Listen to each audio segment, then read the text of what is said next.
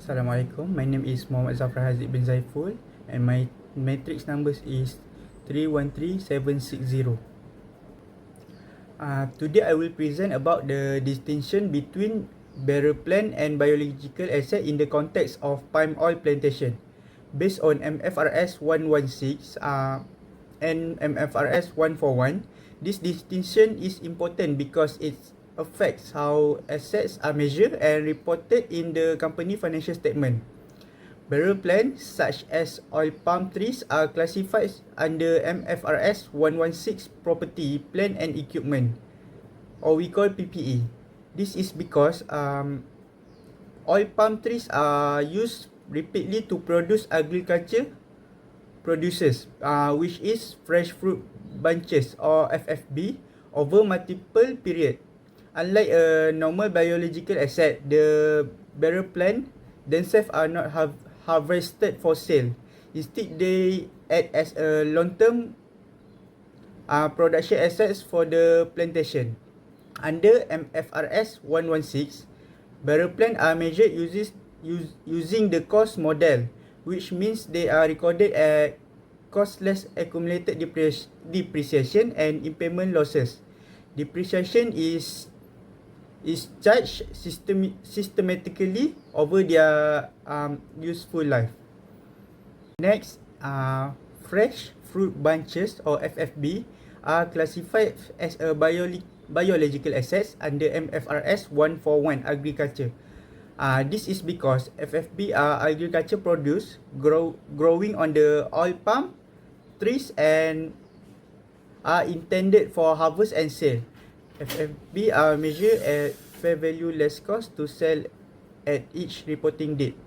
Any changes in fair value are recognized directly in profit or loss for the period. This measurement reflects the current economic value of the produce before it is sold. Next is important of the distinction. The distinction between barrel plant and biological asset is important to ensure the faithful representation of the company financial position. Oil palm trees represent a long-term investment and are shown as a non-current asset under MFRS 116. Meanwhile, FFB represent as a short-term agricultural produce under MFRS 141.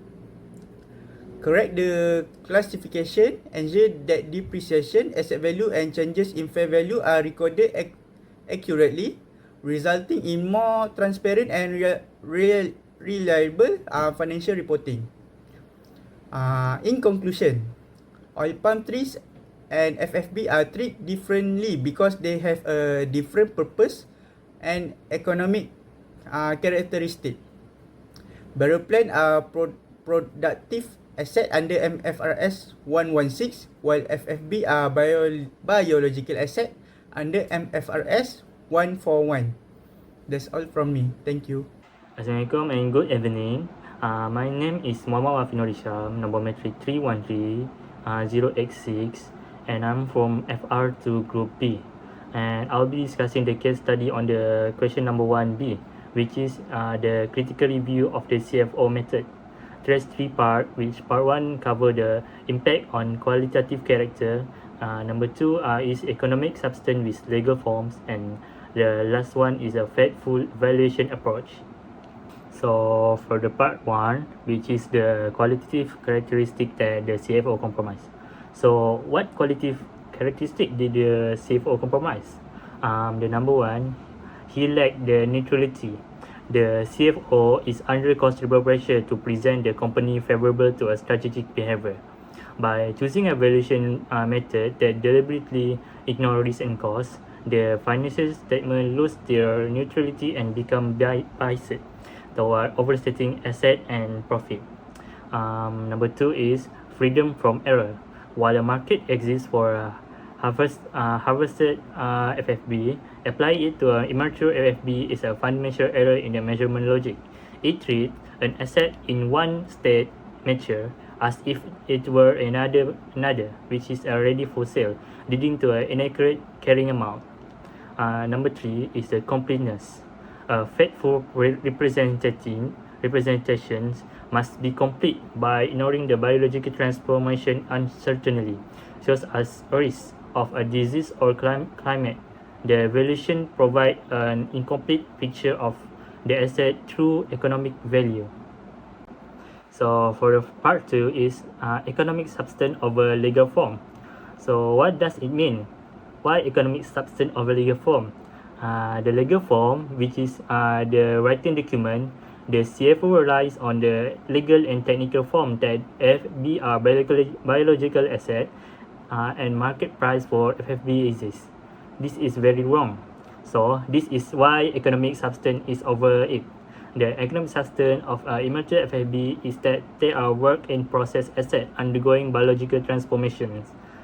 Unlike harvested FFB, their value is not yet locked in.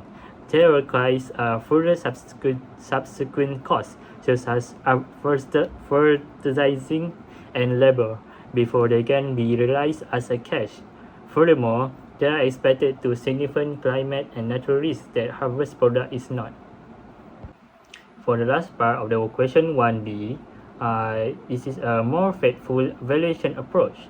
Under MFRS 141, if a quoted price for a biological asset is in its present condition is not available, the entity should use the present value of the expected net cash flow. Since FFB are still immature, we have to follow 3 steps. The step number 1 is estimate future yield. Project the total tons of FFB at the total point of maturity. The second step is apply the estimated market price at the point of harvest. Multiply future yield by the estimated market price at the time of the harvesting. And the last step is deduct and discount.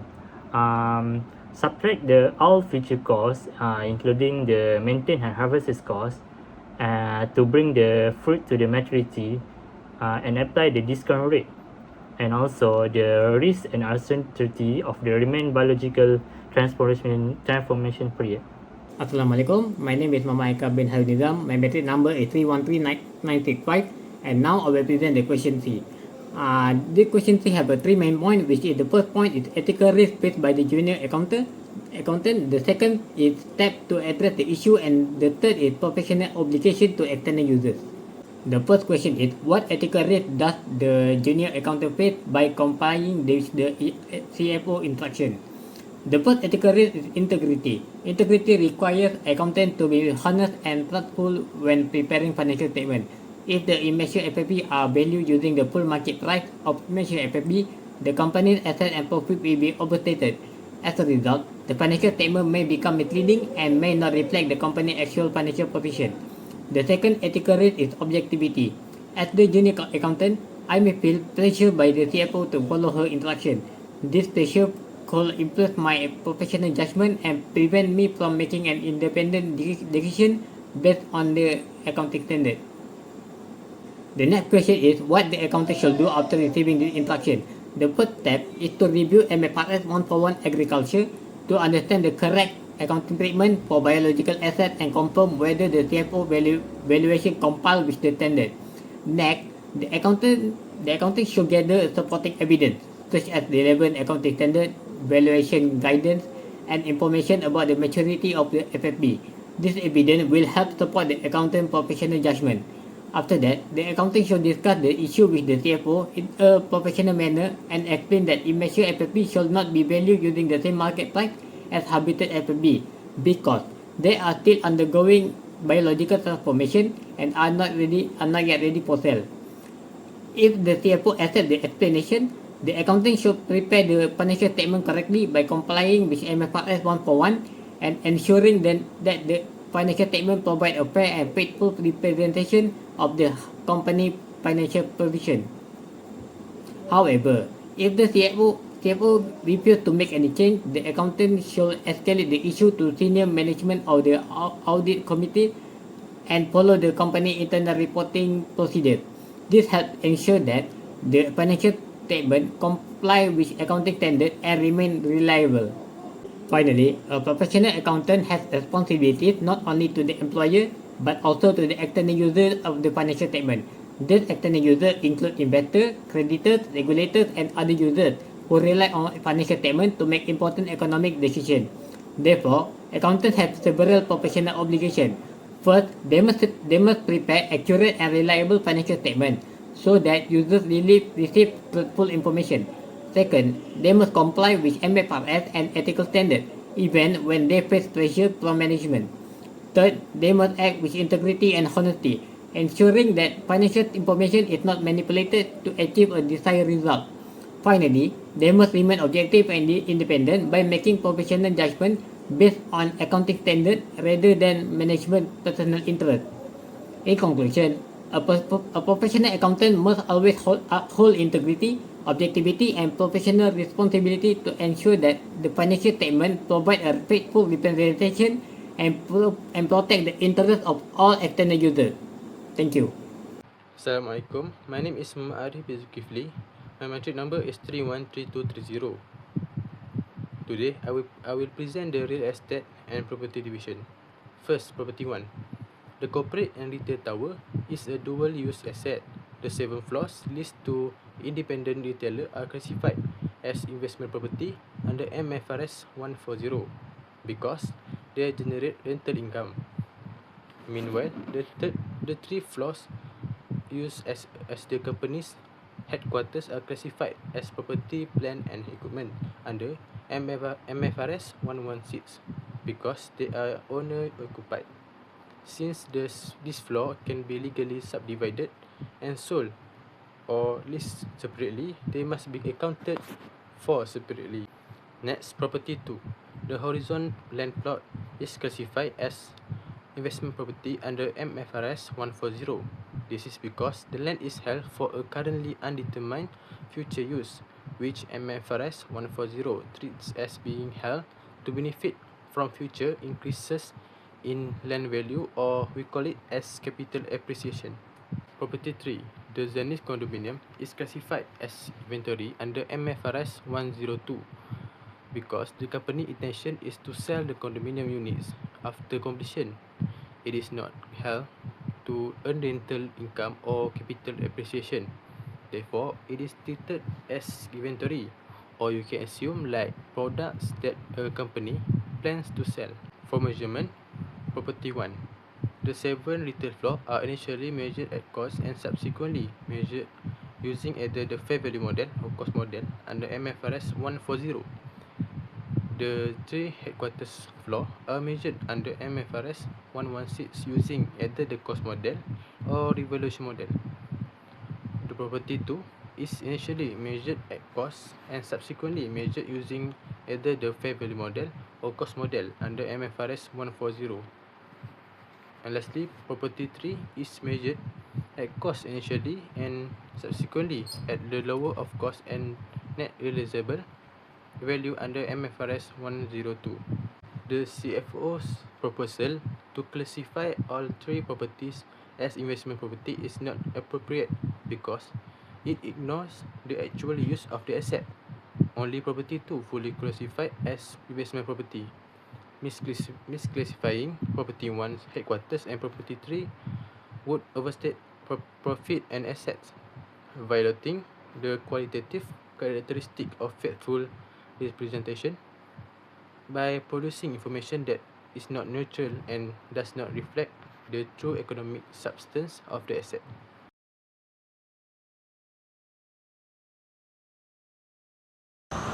Thank you, Arif.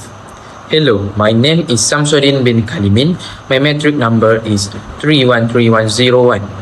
I will be analyzing our final segment, the food manufacturing division, specifically fresh test Berhad.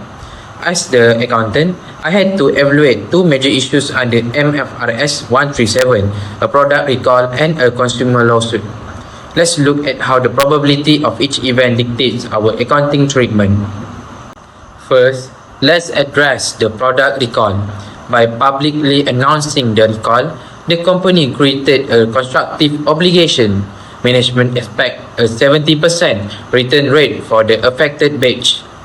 Applying our MFRS 137 thresholds, 17% falls squarely into the probable, range which is greater than 50% but less than 19% because an outflow of economic resources is probable, and we have a reliable most likely estimate a provision of 1 million ringgit goes straight onto the balance sheet.